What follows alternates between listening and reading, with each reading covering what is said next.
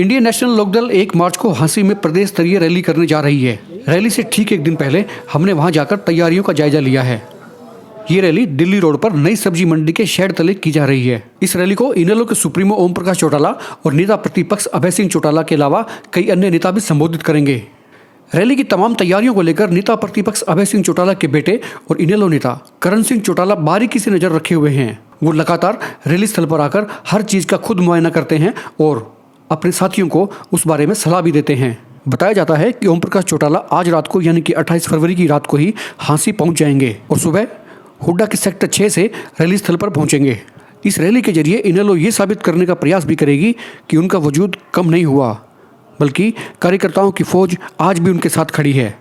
ऐसे में इनेलो की इस रैली में अगर कामयाब भीड़ जमा होती है तो ये एक तरह से जेजेपी के दुष्यंत चौटाला के लिए झटका साबित हो सकती है। क्योंकि दुष्यंत चौटाला हिसार से ही सांसद हैं और हिसार में उनके पास कार्यकर्ताओं की एक बड़ी तादाद मानी जाती है। लिहाजा इनेलो की इस रैली में अच्छी खासी भीड़ जमा होती है तो ये एक तरह से जेजेपी के खिलाफ संदेश जा सकता है।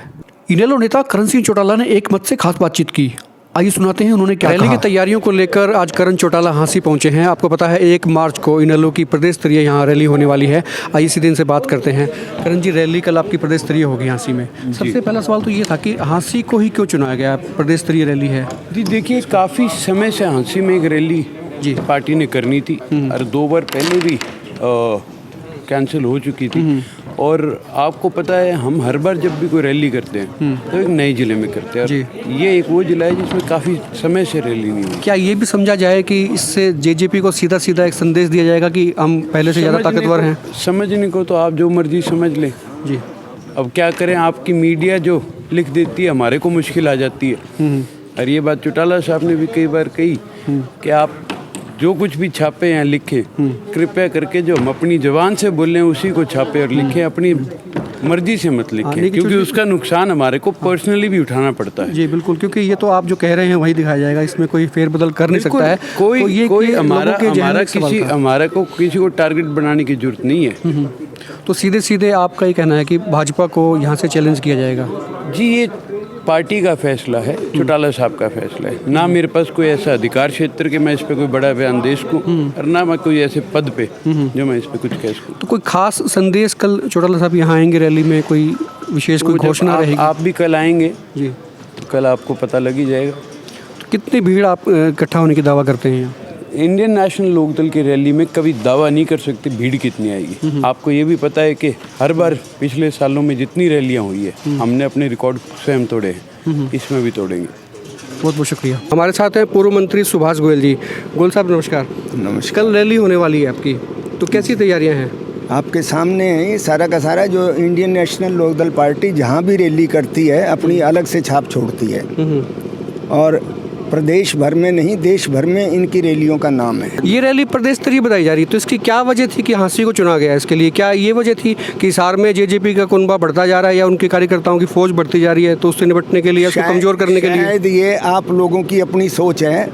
मैं आपसे चर्चा करूँगा कि डिस्ट्रिक्ट लेवल पे इंडियन नेशनल लोकदल पार्टी का हर एक डिस्ट्रिक्ट में रैलियाँ हो चुकी जी। इसलिए हमने ये शुरुआत जो है ना तहसील लेवल पे करने का काम ये कहा गया कि ये प्रदेश स्तरीय रैली है। ये भी मान के चलो प्रदेश स्तरीय तो है जी। ये भी मान के चलो कि हांसी के अंदर जो रैली हुई है, जिला तो पुलिस जिला तो बन गया है, हांसी जिला भी बनने के लिए इसका एक शुरुआत है। हांसी में अगर हमने घूम के देखा है तो ये पाया कि वहाँ पे गिने चुने होर्डिंग्स लगे हुए हैं और वो भी होर्डिंग जो लगे हैं वो सुमित सिंधु हैं, बंटी, उनके होर्डिंग्स हैं। और इसी बात को लेकर हमने सुमित सिंधु से बातचीत करनी चाहिए और इस वक्त हमारे साथ हैं। हम जानना चाहेंगे कि क्या वजह है। सुमित जी, रैली है इनेलो की, प्रदेश स्तरीय रैली कहा जा रही है, शहर में घूमते हैं तो आपके ही होर्डिंग नजर आते हैं, तो ये बाकी कार्यकर्ता नेता हांसी में नहीं है क्या? कार्यकर्ता तो हैं जी, हाँ जी, लेकिन जो ये जेजेपी बनने के बाद लोगों का उत्साह कम हो गया। अच्छा, उत्साह कम होने की वजह से लोग असमंजस में हैं कि क्या करें हम क्या ना करें। उनको हौसला देने के लिए हम आगे आए हैं। आपने देखा होगा जेजेपी बनने से पहले मैं इतना एक्टिव नहीं था, हम अपना बिजनेस करते थे। हम उन कार्यकर्ताओं को आगे लाने के लिए, उनका हौसला बढ़ाने के लिए आगे आए हैं कि इनेलो चौधरी देवीलाल बड़ाई जी की पार्टी नहीं, है। मैंने यही देखा, मैं कई सालों से आपको देखता आ रहा हूँ, आप पार्टी के लिए काम करते हैं और पर्दे के पीछे रह के करते हैं। तो इस बार जब स्थिति खराब थी और लोग बाहर नहीं आना चाह रहे थे, यानी कि सामने नहीं आना चाह रहे थे, तो इस सूरत में आप सामने आए हैं, तो इसकी वजह क्या? जब स्थिति खराब में तो सामने आने का टाइम है जी। जो लोग, जब स्थिति अच्छी थी उस टाइम तो सब सामने थे। हम उस टाइम पर्दे के पीछे से काम करते थे पार्टी के लिए, कभी सामने नहीं आए। अब जब लोगों को लगता है स्थिति आज थोड़ी सी खराब लग रही है, या लोगों में गलत वहम जा रहा है कि जेजेपी आ गई, गाँव में गलत माहौल हो गया, लोग गलत प्रचार में हैं, उस प्रचार को दूर करने के लिए हम सामने आए हैं। चौधरी ओम प्रकाश चौटाला जी कल आएंगे झांसी में, आप देखना सब लोगों का दुष्प्रचार दूर होगा। इनेलो कभी खत्म ना हुई थी ना कभी होगी। जींद उपचुनाव के बाद जो स्थिति रही, इनेलो की एक बड़ा तगड़ा झटका लगा, जिसको कहा जा रहा है कि पार्टी एकदम से गर्त में चली गई, तो क्या इस रैली के बाद उभर पाएगी? हार जीत जिंदगी का एक पहलू है। चौधरी देवीलाल जी बहुत बार हारे, चौधरी ओम प्रकाश चौटाला जी हारे। हार जीत जिंदगी का पहलू है। इससे ना कभी कोई डरा, ना कभी इससे हम डरे और ना कभी डरेंगे। और आप इस चीज़ को भूल जाओ, कुछ भी नहीं है। पार्टी नई सोच के साथ, नई उम्मीद के साथ, नई नीति के साथ खड़ी होगी। कल ओम प्रकाश चौटाला जी हमारे को जो आदेश देंगे, भाजपा सरकार की गलत नीतियों के खिलाफ हम नई सोच लेकर इलेक्शन में आएंगे और अच्छा प्रदर्शन करके आपको दिखाएंगे। सरकार बनाने की हम पूरी स्थिति में रहेंगे। वजह रही कि प्रदेश स्तरीय रैली है और हाँसी में की जा रही है, और हाँसी में भी तब की जा रही है जब इनेलो का जब फ्रैक्शन हुआ, जेजेपी बन गई, तो उसमें से काफ़ी बड़ा हिस्सा जो टूट के जेजेपी में चला गया। तो जब आपकी पार्टी में बहुत कम लोग बचे थे, उसके बाद भी आपने चैलेंज लिया कि भी हाँसी में रैली की जाएगी। इस चैलेंज को हमने एक्सेप्ट किया जी और करके दिखाएंगे, सक्सेसफुली करेंगे। इसीलिए हमने हाँसी को चुना है। रैली की तैयारियों को लेकर जस्सी पेटवाड़ भी यहाँ पहुँचे हैं, उनसे बात करते हैं। जस्सी जी, क्या तैयारियाँ चल रही हैं रैली की? देखिए, तैयारियां पूरी ज़ोर शोर से तैयारियां चल रही हैं और आप देख रहे हैं लगभग जो पंडाल है वो तैयार हो चुका है, और जो वॉलंटियर साथी हैं वो भी जल्दी यहाँ पहुँच जाएंगे और पूरे शहर की यातायात व्यवस्था को। रैली के बाद क्या लगता है कि जींद के उपचुनाव से उभर पाएंगे?